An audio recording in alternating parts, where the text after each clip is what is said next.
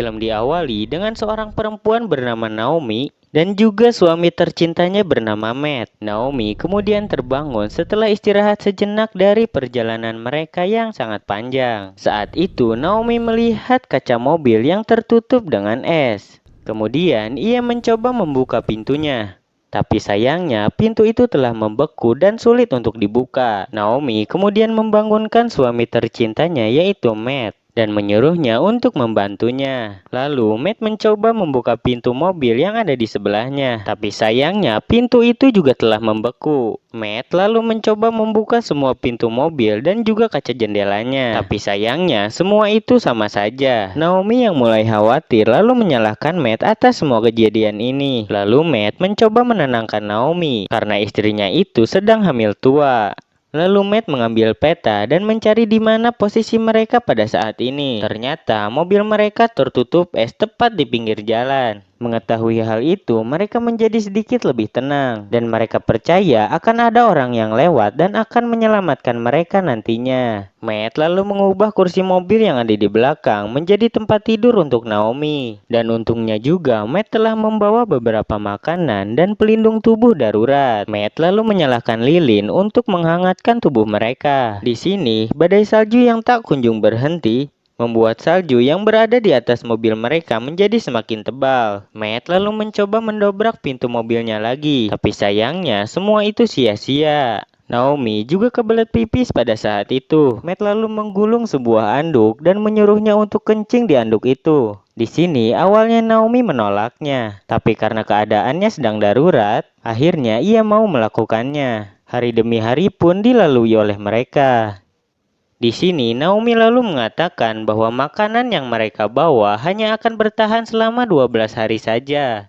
Sedangkan mereka harus bertahan sampai es yang menutupi mobil mereka mencair. Lalu Naomi memerintahkan kepada Matt untuk memecahkan kaca mobilnya. Namun Matt merasa bahwa es yang mengubur mereka cukup tebal dan keras untuk digali. Dan juga kaca yang pecah akan membuat es bisa masuk ke dalam mobil mereka. Di sini, Matt dan Naomi sempat bertengkar. Matt menjelaskan jika mereka berhasil keluar sekalipun, mereka tidak akan bisa bertahan dengan kondisi badai di luar sana. Tidak terasa, sudah 5 hari mereka berada di dalam mobil itu. Matt melihat bahwa makanan dan minuman sudah semakin menipis. Suatu saat, Matt tidak sengaja menyenggol botol minuman dan menumpahkannya. Di sini, Matt menyalahkan Naomi karena ia tidak menutup botol minumannya karena sebelumnya Naomi lah yang membuka botol minuman tersebut.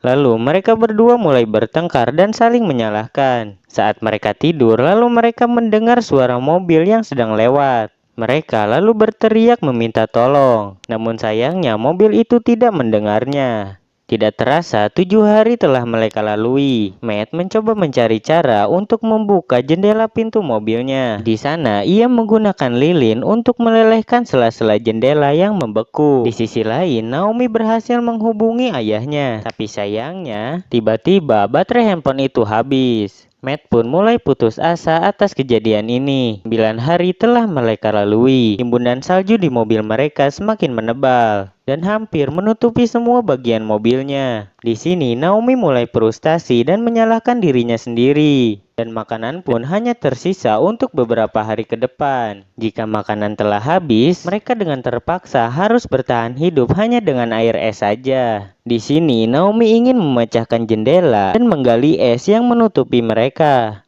Namun Matt menyuruh Naomi untuk tetap bertahan di dalam mobil. Karena jika ia memecahkan kaca jendela mobil dan gagal menggali es yang menutupi mereka, itu akan membuat keadaan semakin memburuk. Di sela-sela mereka sedang berdebat, tiba-tiba Naomi mengalami sesak napas. Matt lalu mengambilkan Naomi obat lalu merawatnya. 11 hari telah mereka lalui. Di sana Naomi menulis sebuah catatan di sebuah buku. Naomi merasa bahwa pada akhirnya mereka akan tewas kedinginan. Matt lalu membentak Naomi dan menyuruhnya untuk berhenti menulis. Saat itu mereka mendengar truk pembersih jalan. Mereka mencoba berteriak sekeras mungkin untuk mencari pertolongan. Namun sayangnya pengendara truk itu tidak mendengar mereka. Matt lalu mengalami depresi dan mengamuk di dalam mobil. Ia juga membentak Naomi dan memberitahukannya bahwa ia juga telah dipecat dari perusahaannya. Matt juga memarahi Naomi karena ia adalah pecandu pil. Matt juga kecewa karena saat Naomi hamil, ia juga masih meminum pil itu. Di sana, mereka bertengkar dan saling membuka aib masing-masing. 15 hari telah mereka lalui, tapi Super Dede belum juga muncul untuk menyelamatkan mereka. Di sisi lain, stok makanan mereka juga sudah habis. Mereka bertahan hanya dengan meminum air salju yang mencair. Pada malam hari, Naomi mulai terkena dehidrasi. Tubuhnya terasa sangat panas seperti terbakar. Karena tidak tahan dengan rasa panasnya,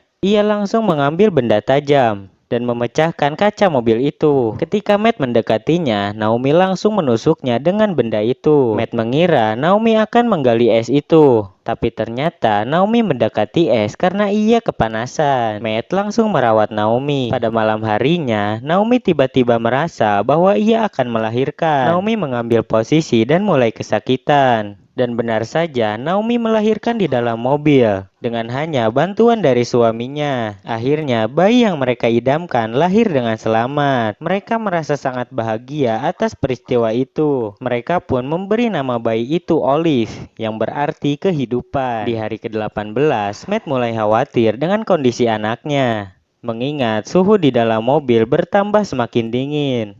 Bayi mereka tidak berhenti menangis karena kedinginan, dan Matt mulai terkena dehidrasi karena es yang berada di sampingnya. Ia berusaha untuk menggali bongkahan es yang ada di sampingnya itu. Suatu saat, Matt merasa tidak tega karena melihat anaknya yang terus menangis kedinginan. Kemudian, ia melepas jaketnya dan memberikannya untuk bayinya. Selang beberapa lama, Matt mulai merasakan panas pada tubuhnya. Ternyata ia mulai sekarat karena terkena dehidrasi. 20 hari telah mereka lalui. Saat Naomi terbangun, ia melihat Matt yang tubuhnya sudah kaku. Naomi langsung panik dan mulai menyelimutinya. Namun usahanya sia-sia karena Matt telah tewas. Naomi pun terpaksa bertahan hidup sendirian bersama bayinya. Ia menulis semua yang dia alami di dalam buku catatan. Di saat malam hari, Naomi mendengar suara mobil yang lewat. Namun, di sini ia sudah tidak kuat lagi untuk berteriak, dan mobil itu pun lewat begitu saja. Saat itu, Naomi sangat kelaparan, sampai-sampai air ASI-nya pun tidak keluar. Demi anaknya, ia terpaksa memakan kantung embrio bekas kelahiran anaknya.